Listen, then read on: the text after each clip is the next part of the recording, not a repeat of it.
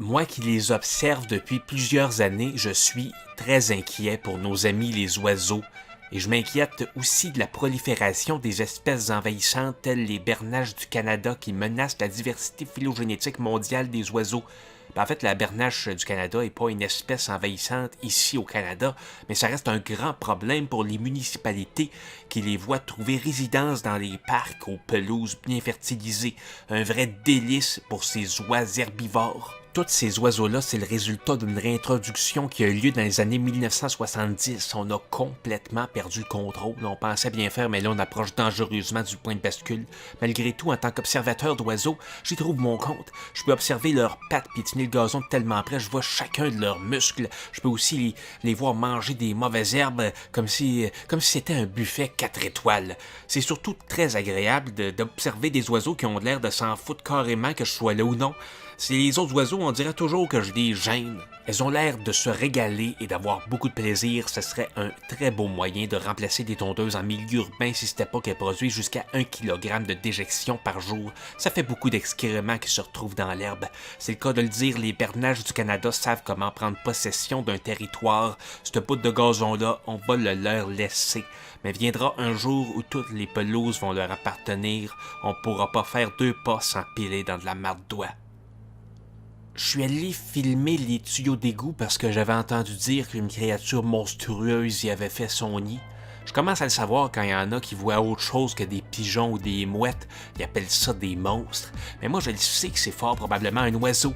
Mais un oiseau avec des grands yeux, un long bec et puis un cou d'1 mètre de long replié en forme de S. Ça patauge dans les égouts avec ses grandes pattes plutôt que d'aller se poser sur les fils électriques.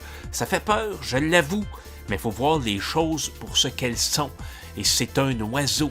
Un oiseau comme on en voit rarement. Et c'est un peu inquiétant de savoir que bientôt les égouts vont en être infestés. Après le gazon et les égouts dans le ciel, les oiseaux de proie font des cercles à la recherche d'une proie à manger. Ça pourrait être moi, ça pourrait être vous. Les oiseaux ont faim, ils sont affamés. Il y a les arbustes aussi qui sont envahis de petits oiseaux qui en mangent tous les fruits.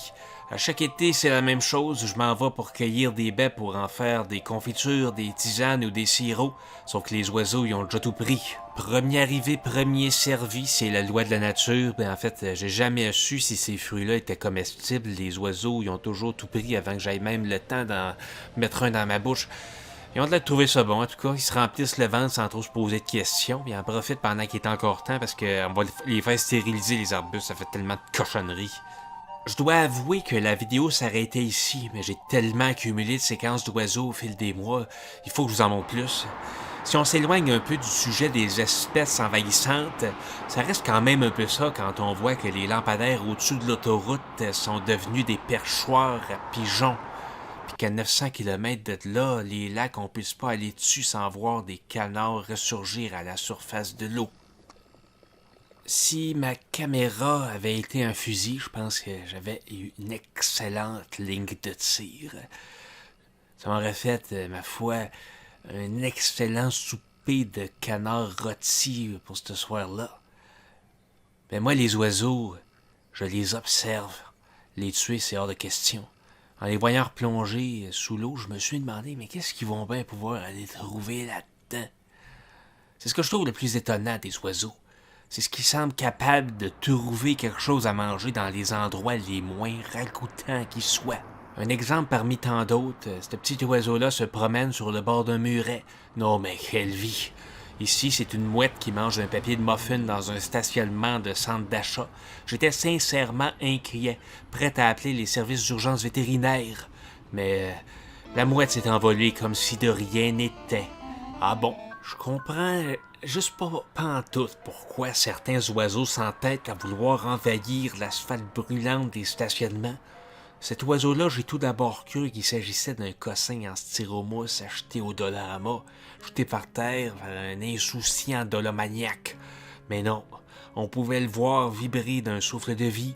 Il gardait le cap envers et contre tous.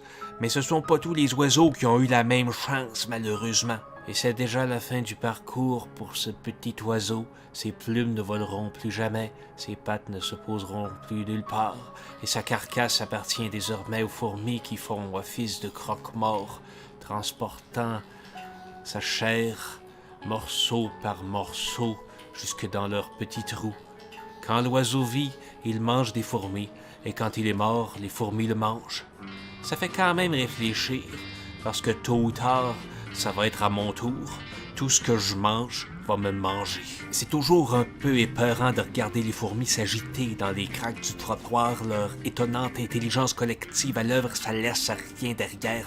Les oiseaux, espèces envahissantes ou pas, n'ont qu'à bien se tenir si jamais les fourmis t'en venaient à leur déclarer la guerre. Merci d'avoir regardé cette vidéo d'observation d'oiseaux. N'hésitez pas à dire en commentaire quelle est votre observation d'oiseaux.